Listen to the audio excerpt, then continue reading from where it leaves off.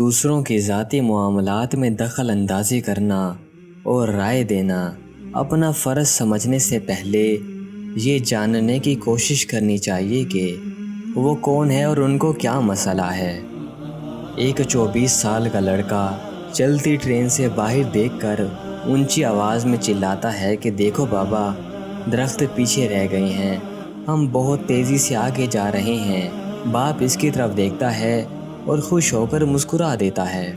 ایک نوجوان جوڑا بھی 24 سال کے لڑکے کے قریب بیٹھا ہوتا ہے اور غور سے اس کو دیکھ رہا ہوتا ہے اور سوچ رہا ہوتا ہے کہ اتنا بڑا ہو گیا ہے اور کتنی بچگانہ حرکتیں کر رہا ہے۔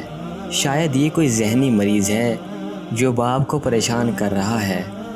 اچانک سے پھر لڑکا چلاتا ہے کہ دیکھو بابا دیکھو، بادل بھی ہمارے ساتھ ساتھ بھاگ رہے ہیں۔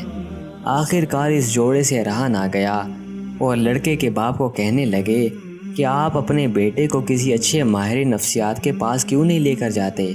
بوڑھا آدمی مسکرایا اور کہنے لگا کہ ہم ابھی ڈاکٹر کے پاس سے آ رہے ہیں، لیکن ماہر نفسیات کے پاس سے نہیں، ہم اسپتال سے واپس آ رہے ہیں۔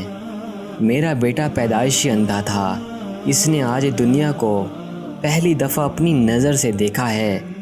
آج 24 سال بعد اس کو اپنی نظر سے دنیا کو دیکھنے کا ایک موقع ملا ہے۔ اس کا رویہ آپ کے نزدیک ایک بے وقوفانہ ضرور ہوگا، لیکن میرے لیے یہ کسی معجزے سے کم نہیں ہے۔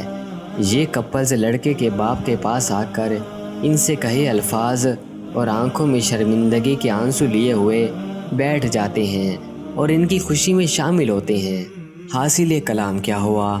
دیکھیے، دنیا میں ہر انسان کی کوئی نہ کوئی کہانی ضرور ہوتی ہے، لیکن ہم لوگوں کو بہت جلد ان کے ذاتی معاملات میں دخل اندازی کرنا اور رائے دینا اپنا فرض سمجھتے ہیں، یہ نہ جانتے ہوئے کہ وہ کون ہیں اور ان کو کیا مسئلہ ہے۔ اس کہانی کا سچ بھی آپ کے لیے حیران کن ہے۔ دوسروں کی زندگی میں جھانکنے کی بجائے اور رائے دینے کی بجائے اپنی زندگی پر توجہ دیجیے۔ آپ کو ان کی زندگی کی مشکلات کا اندازہ نہیں